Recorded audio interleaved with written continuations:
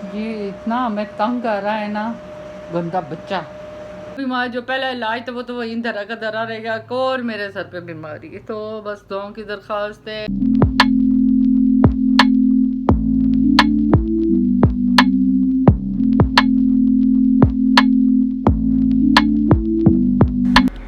अस्सलाम वालेकुम। नए दिन के साथ नई मुझे साहब की प्यारी सी बहन हाइद अख्तर हाज़िर है। तो जनाब इनके पेट में बहुत दर्द हो रहा था।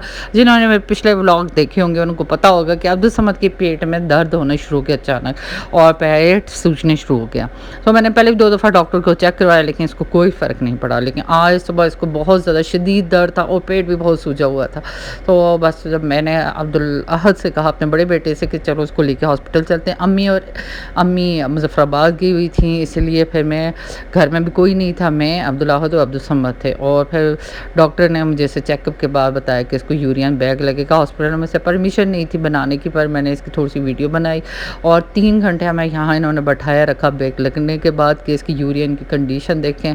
और जब हम घर गए तकरीबन 11:15 हो गए थे, और फिर हम ब्रेड लेके कि घर जाके हम ब्रेड खा लेंगे, और चूँकि घर में कोई नहीं था और कुछ बना हुआ भी नहीं था। तो जनाब आगे वापस थक गई हूँ, चुट गई हूँ। तो जनाब वापस आ गई हूँ। अभी इसको मैंने मोबाइल देके बैठा दिया है कि थोड़ा सा मोबाइल के साथ बिजी रहे। और ये देखें, ये इसको ये लगी है थैली सी ये। अच्छा मैं बताती हूँ इसकी प्रॉब्लम क्या थी।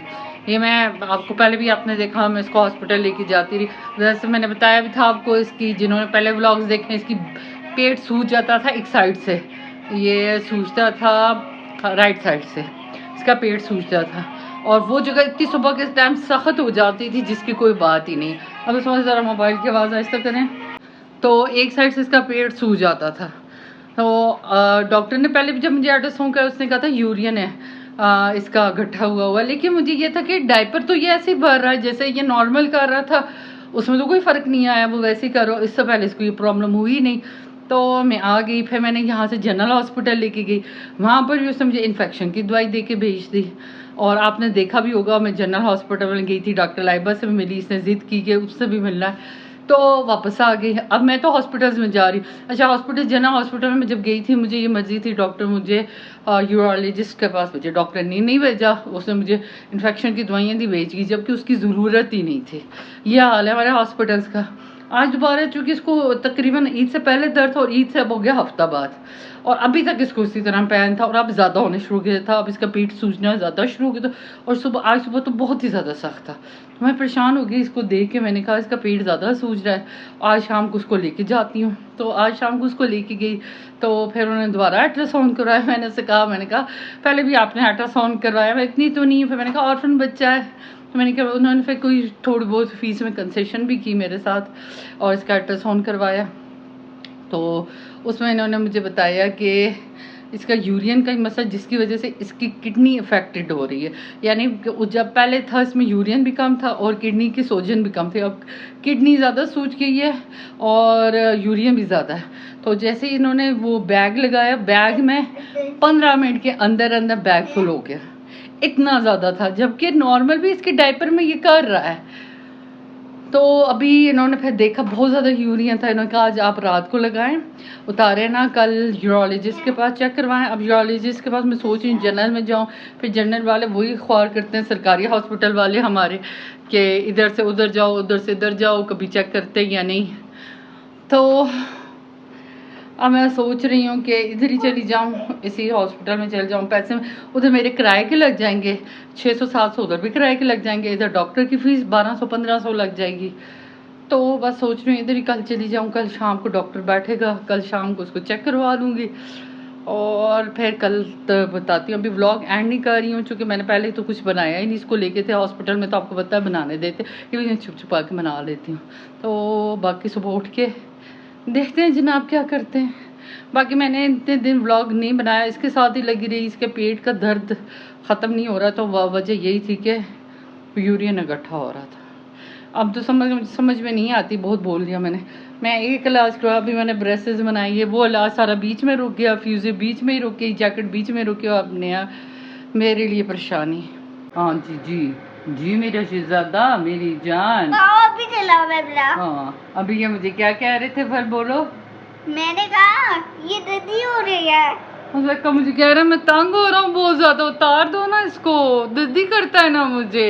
ये दर्दी हो रही है, दर्दी। ये वाली। तो मैंने कहा बेटा जी ये डॉक्टर उतार सकता, मैं नहीं उतार सकती।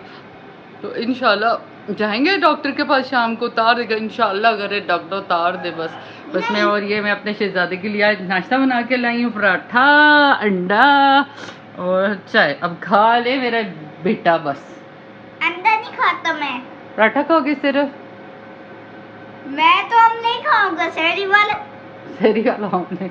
अच्छा ठीक है, तो ये ऑमलेट ही समझो, ऑमलेट बना हुआ। तो बस मैं अपने शहजादे को करवाती हूँ नाश्ता, अगर कर ले, लेकिन खाता पीता कुछ नहीं है। मैं बनाती हूँ वो उसी तरह पड़ा रहता।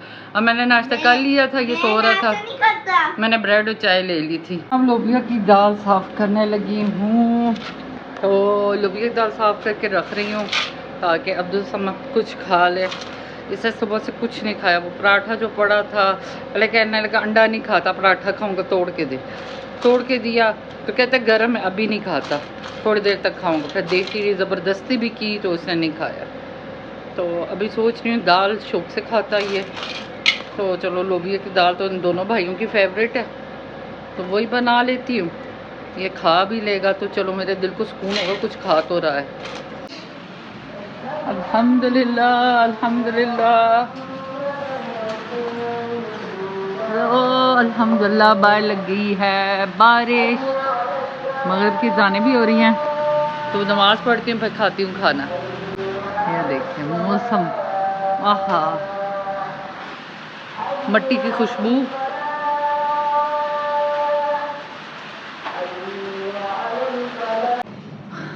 तो जनाब किचन में आ गई हूँ और देख रही हूँ दाल हमारी कैसी बनी है।